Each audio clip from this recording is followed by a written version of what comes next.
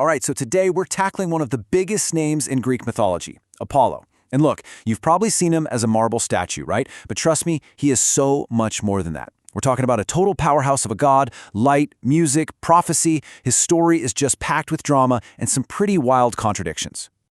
Yeah, so whatever dusty old image you might have in your head, just toss it out. To the ancient Greeks, Apollo was this vibrant, dynamic force. He was the god of art. That's amazing, right? A god of harmony, seduction, and just immense power. So let's break it down. Who exactly is this guy? Well, first off, he's a big deal. An Olympian, one of the top 12. His dad? Oh, just Zeus, the king of the gods. And he's got a twin sister, the awesome and intimidating Artemis, goddess of the hunt. Apollo himself, he's got this huge portfolio. Music, prophecy, healing, archery, the whole shebang. But here's the twist. He wasn't just handed all this power. Nope.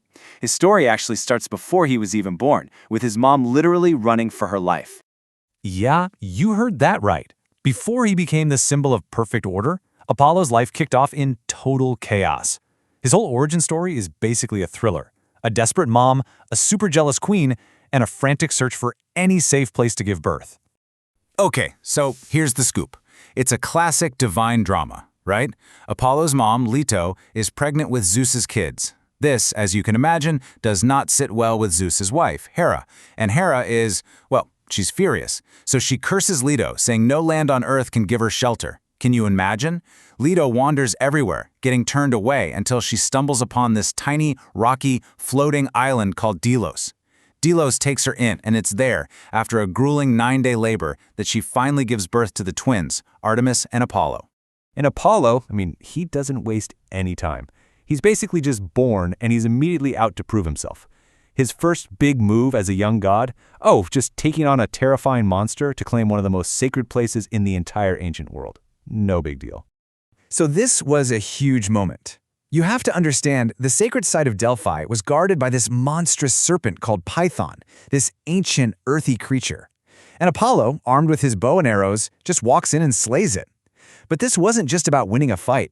By taking down this primordial beast, he was basically announcing a new era. It was like the new Olympian god saying, "We're in charge now," and Apollo put Delphi right at the center of his power. And what he built there? Wow. It became legendary. The Oracle of Delphi turned into the most famous, most influential place for prophecy in the entire ancient world. Everybody, kings, generals, even regular folks would travel for miles just to hear the will of the gods, spoken by Apollo through his priestess. But here's where Apollo gets really interesting. He wasn't just the prophecy guy, not by a long shot. His powers were huge and honestly full of these powerful, sometimes kind of terrifying contradictions. He was a god of light for sure, but also of shadow. And you've got to wrap your head around this duality to really get him. So on one hand, Apollo is the god of healing. You'd pray to him to stop an epidemic, to make people better. But, and this is a huge but, he could also be the one who sent the deadly plague to begin with using his arrows. So he's both your protector and the guy you should be absolutely terrified of. Talk about complicated. This complexity, it even shows up in another huge part of his identity, his music. You see, the story of how he got his signature instrument, the lyre, well, it doesn't start with some grand noble act. It starts with a robbery. So get this. The thief was Hermes, the trickster god, who was, and I'm not kidding, still a baby, a newborn. He sneaks out and steals Apollo's sacred cattle. Apollo obviously is furious and tracks him down. But the super clever baby Hermes starts playing this instrument he just invented out of a turtle shell, the very first lyre. And the sound completely charms his angry older brother. Apollo was so blown away by the music that he just traded his stolen cattle for it, right then and there. And from that moment on, the lyre was his thing. He became the undisputed master musician on Mount Olympus, the leader of the muses, the goddesses of all art and poetry, all because of a deal with a baby. Okay, so you'd think, right? A god who's the ideal of beauty, a master of poetry and song, his love life must have been amazing. Well, you would be wrong. So wrong. Apollo's myths are just littered with rejections and tragic love stories. It shows this surprisingly vulnerable, almost human side to him. Take the story of Marpessa, for example. Apollo wanted her, but so did a mortal hero named Idas. Zeus steps in and says, "Marpessa, you choose." and she chose the mortal guy. Her reasoning was just so practical and heartbreaking. She knew that the eternally young Apollo would eventually get bored of her as she grew old. But Idos, he'd grow old with her. I mean, think about that. Even a perfect god gets rejected for the most human reason imaginable.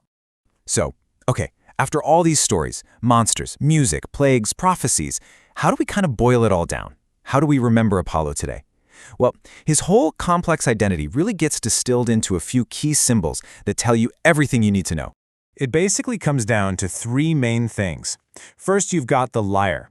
That stands for his whole deal with music, art, and harmony. Then there's the laurel wreath. That's all about victory, honor, and his role as the god of prophecy. And finally, the bow and arrows, probably the most important one.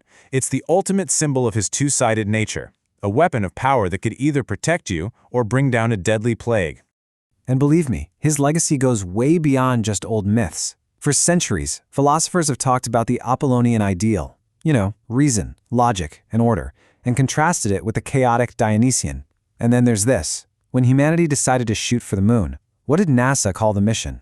The Apollo program. That's no accident. They were channeling that same spirit of reaching for the stars. So in the end, who was he? Was he the calm, collected god of pure reason and beautiful music?